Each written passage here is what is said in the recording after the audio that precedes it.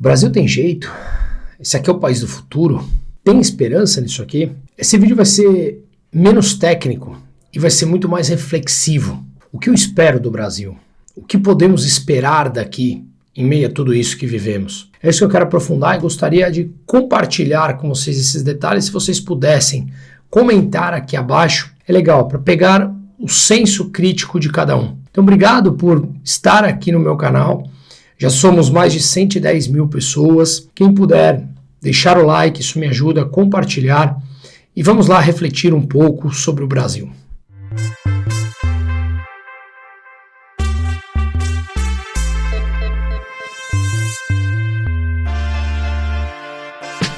Bom, eu sou de 1982, eu tenho 42 anos de idade.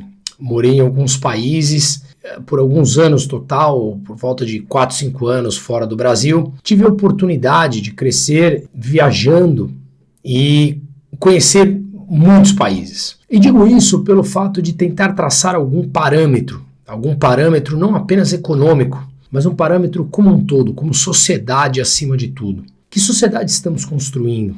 O que esperar do Brasil realmente? Eu anotei alguns pontos aqui, então eu vou olhando para trazer essa ordem cronológica dessa reflexão que eu quero compartilhar com vocês e gostaria muito da opinião de cada um, mesmo do fundo do coração, independente do espectro político e ideológico de cada um. Eu falei que eu sou de 82 e eu acho que é uma questão de geração, do desenvolvimento humano, e é justamente por isso que eu perdi todas as minhas esperanças em ver um país desenvolvido. Pode ser um país melhorando, mas um país desenvolvido, e ainda mais agora, novamente, mais um retrocesso que demora alguns anos para, se pararmos de cavar, começar a melhorar de novo, mas estaremos muito mais lá embaixo até cavar e começar a melhorar. Enfim, a coisa demora muito mais. Portanto, tem um livro que fala sobre, ele só tem em inglês, que chama The Fourth Turning, a quarta virada, que ele fala que a vida do ser humano ela tem basicamente 4 fases. Do 0 aos 20, dos 20 aos 40, 40 aos 60, 60 e 80. E que a fase vai se repetindo, adaptada aos momentos atuais. E claro, quando a gente encara essas 4 fases, me parece que por essa questão geracional, eu com 42 anos já não tenho mais a menor possibilidade de ver um país desenvolvido, porque eu estou já há 20 anos no mercado de trabalho, tem pessoas entrando no mercado de trabalho que já vem completamente doutrinada por uma questão moral, por uma questão econômica, uma questão política, que terá dificuldade de colocar essa demanda do mercado atual em prática. E, obviamente, isso gera uma menor produtividade. O Brasil está estagnado em produtividade há 35 anos e isso traz consequências num mundo que já está amplamente trabalhando com inteligência artificial, e o Lula primata aqui falando sobre inteligência artificial através da Telebrás, estatizada. Fico imaginando os engenheiros das grandes companhias mundiais de inteligência artificial como devem rir dessa situação. Mas vamos voltar aqui, então, à mentalidade como um todo, que eu acho que é o cerne da questão do brasileiro, porque ela replica na economia, ela replica na política, ela replica no nosso dia a dia, que traz sérias consequências pelas quais uma delas é a que eu falei que não acredito em ver um país desenvolvido pela questão da geração que já está entrando no mercado de trabalho e mais, é uma população como o mundo que está envelhecendo. A gente tem hoje basicamente 1,6 filhos por mulher, quando nos anos 50, 60 era coisa de 5, 6 filhos, e segundo o próprio estudo do IBGE,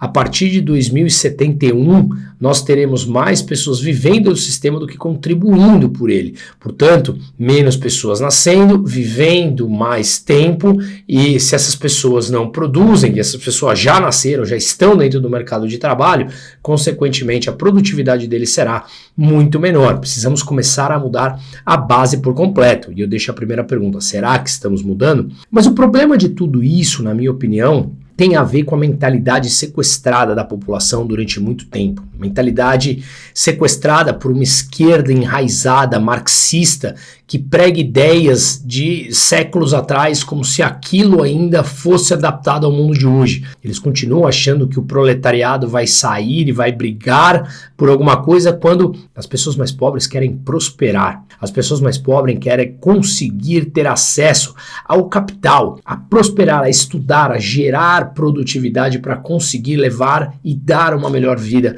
para sua família. Aquela ideia precária, antiquada da esquerda simplesmente não existe tirando aquele grupinho pequeno de marxistas raízes. Mas claro, a mídia foi cooptada por isso. Esses intelectuais, os artistas, professores universitários foram totalmente cooptados por isso e querem passar essa mensagem, senão obviamente eles perdem os seus empregos, porque é isso que eles aprenderam a ser. E nada mais longe da realidade de 2024. Então a mentalidade do brasileiro ela foi sequestrada no geral. Eu não gosto de nada de que a gente coletivize, mas no geral a mentalidade do brasileiro acredita no establishment, acredita que políticos falam que querem o seu bem. Há muitos políticos que são de boa índole. Eu confesso que eu conheço muitos deles, mas o grande establishment político, o grande status quo, ele quer cooptar as suas ideias, ele quer que você acredite que o Estado está lá para te salvar, que você não vive sem esse Estado, claro, porque ele faz parte do Estado, e ao fazer parte do Estado, e você acreditar que o Estado é bom para você, e eles te venderão assim, claro, nunca dirão que será ruim para você, você automaticamente acredita que é importante você sustentá-los, você pagar impostos para ele, e você chega no churrasco, você chega com os amigos e fala como é importante você sustentar aquele bando de parasitas que está lá dizendo que é para o seu bem, não produzindo nada e muito pelo contrário, consumindo toda a riqueza gerada pelo mercado privado. Então nós estamos falando de uma mentalidade da população no geral que foi sequestrada em busca de um papai Estado, uma mamãe Estado que nada produz. A mídia é totalmente cooptada.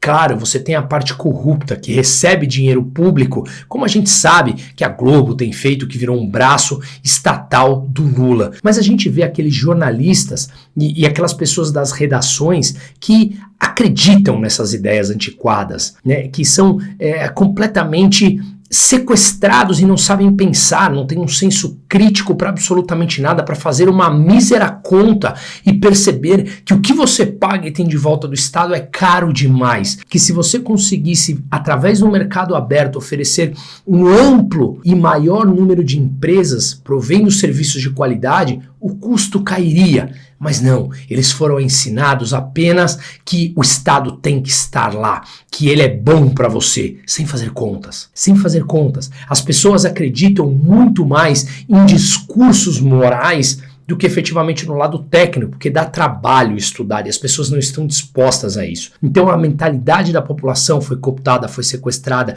de grande parte da mídia também. A elite política brasileira, me perdoem, mas grande parte faz parte desse sistema carcomido e apodrecido que está no Brasil. É a pessoa que tem condição de chegar num carro XPTO e acha que tem direito a parar na frente do restaurante, ou furar uma fila, ou dar uma carteirada e falar: se você sabe de quem eu sou amigo, ou eu quero entrar porque eu conheço o dono. Isso faz parte da nossa mentalidade, da mentalidade pequena do brasileiro, que acha que porque você tem mais dinheiro, você automaticamente é melhor. Portanto, a elite brasileira é um dos grandes problemas disso. Não é à toa que quando você viaja para o exterior, o brasileiro não é bem visto. Nós fomos ensinados a pensar que o brasileiro é um povo bem visto, que nós somos educados, somos receptivos, que todo mundo nos adora. Será?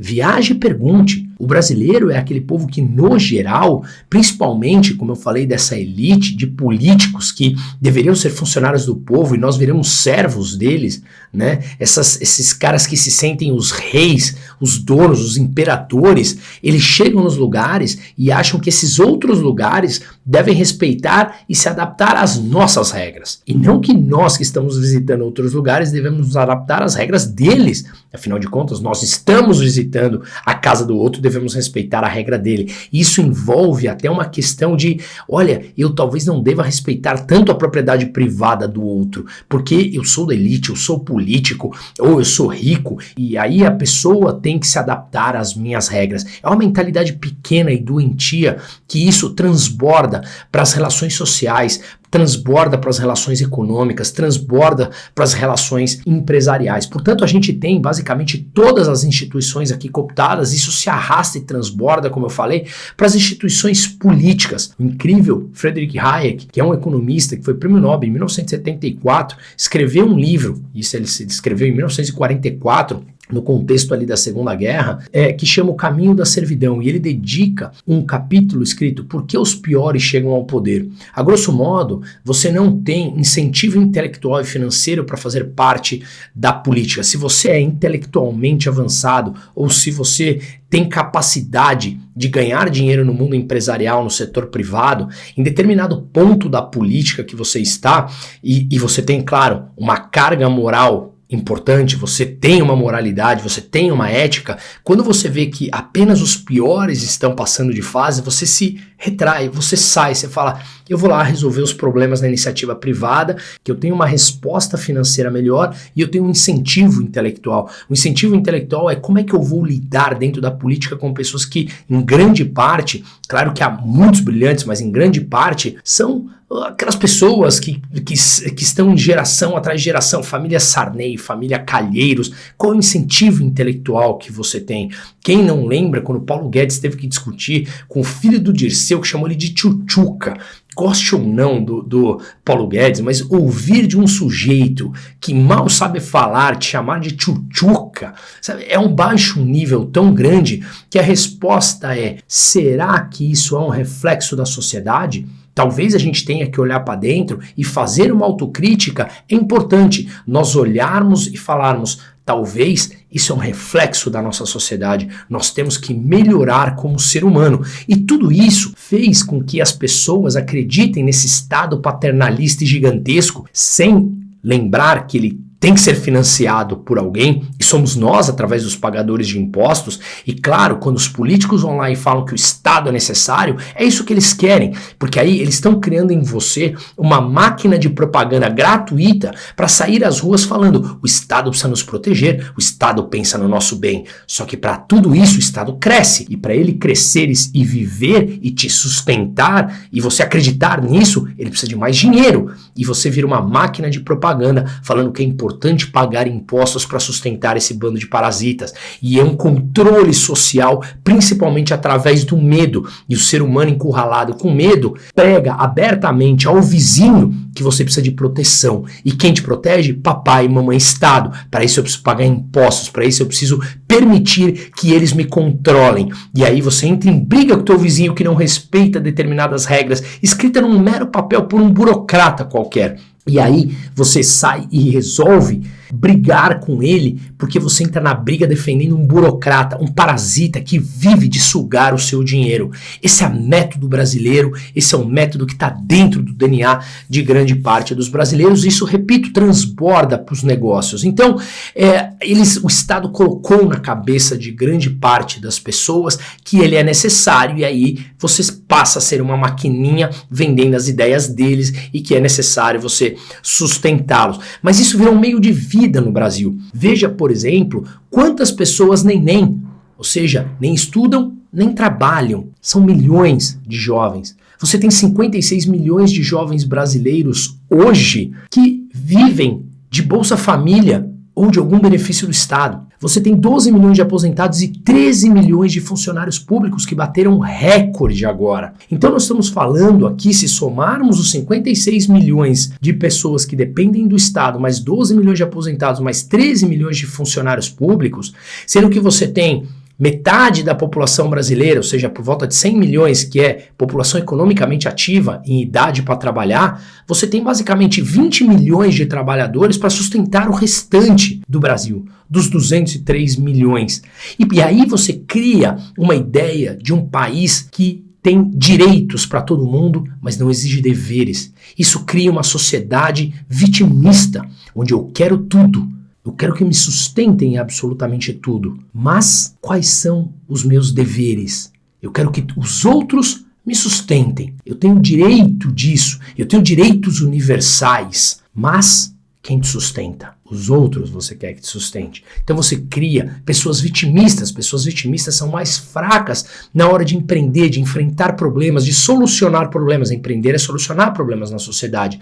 E, portanto, isso gera uma dificuldade tremenda das pessoas em empreender, em gerar emprego, em gerar renda, em aumentar a produtividade, que é o que desenvolve o país no médio ou no longo prazo. Portanto, não há nenhum incentivo no Brasil ao empreendedorismo. O ser humano responde a incentivos e esse incentivo no Brasil não existe porque foi criado uma ideia, uma mentalidade de que você tem que depender de alguém, que o papai e a mamãe Estado estará lá para você e, portanto, você não consegue melhorar essa produtividade do Brasil.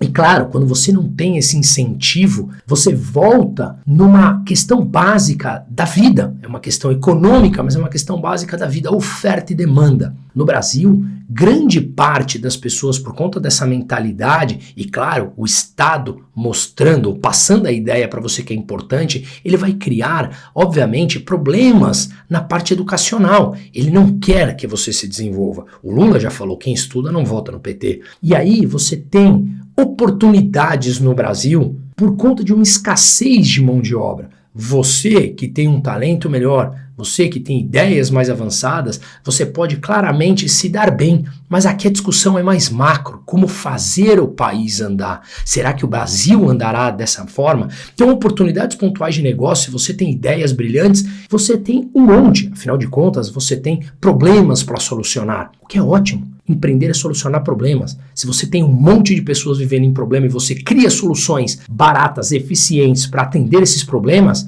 você tem um mar de oportunidades no Brasil. Lembre que quase metade da população não tem acesso a esgoto aqui.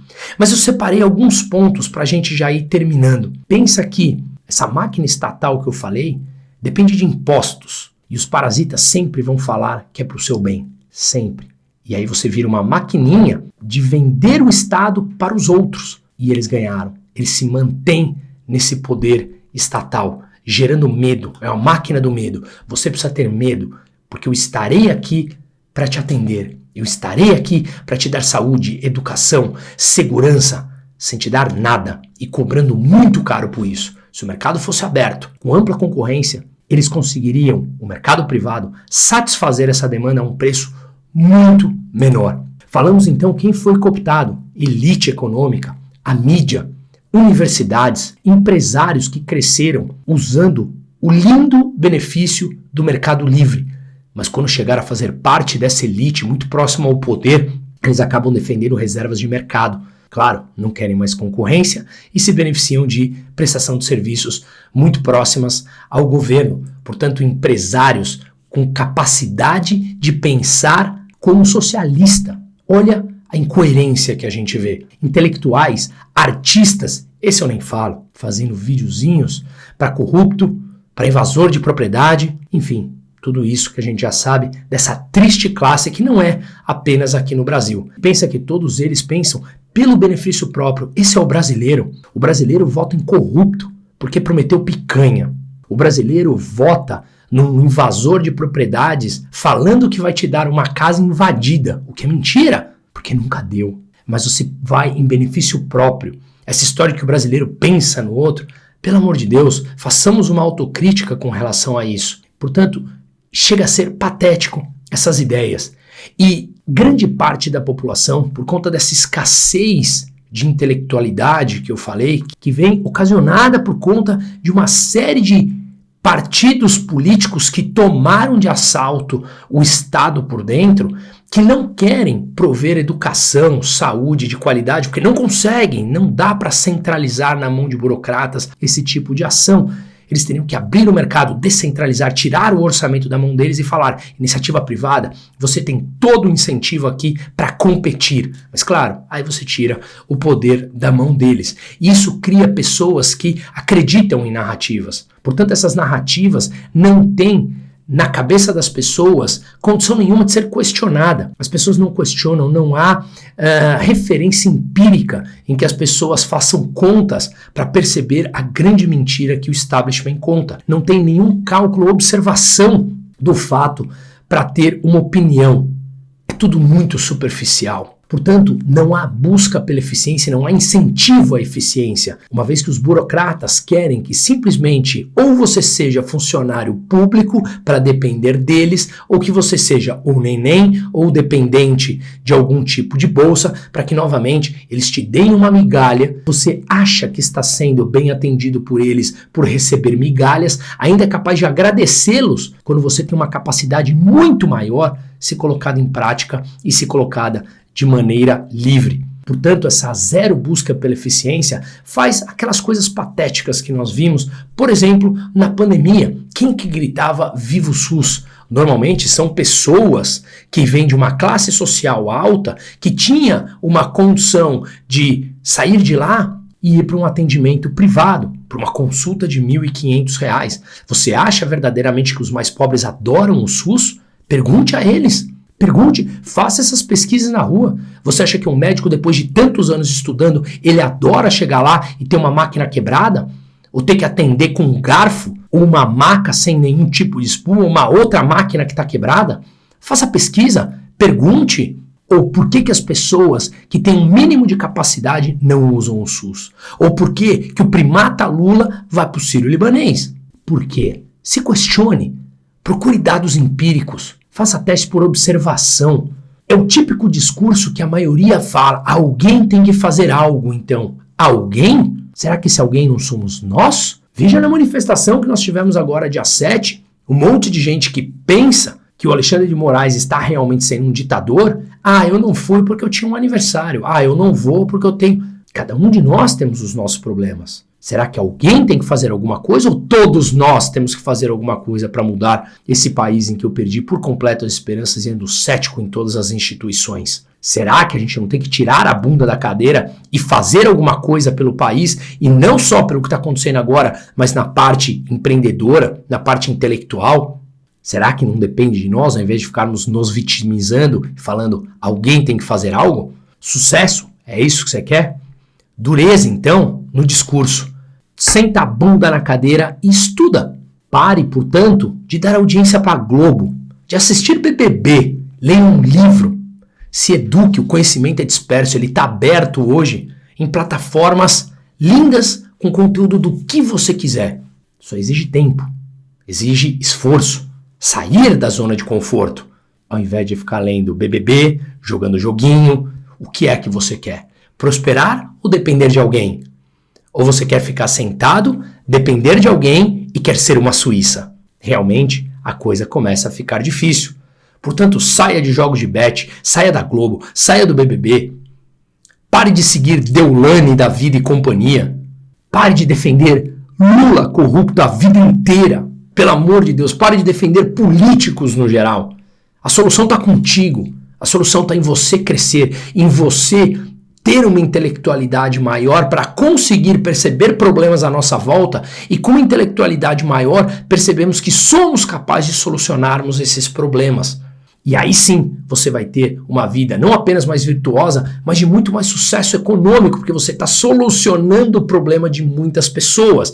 E solucionar o problema de pessoas é empreender. E o retorno que você recebe por empreender, por solucionar problemas, é uma recompensa financeira, onde todo mundo ganha. Portanto, quem gera renda é você. E ainda mais num país que tem escassez de conhecimento, o mar de oportunidade é imenso. E se você resolve o problema através do empreendedorismo de um grupo de pessoas, o outro empreendedor de outro grupo de pessoas, a gente vai aumentando o leque de pessoas sendo satisfeitas e cada vez mais essas pessoas mais bem informadas deixam de acreditar em discursos estatizantes de parasitas que dizem que solucionarão o seu problema. Não, quem solucionará o seu problema é você. Pare de defender o Estado como se ele fosse papai e mamãe, porque o Estado é formado por parasitas que eles querem o projeto de poder deles. Pare de achar que ele era seu pai e sua mãe. Isso não vai levar sucesso a lugar algum.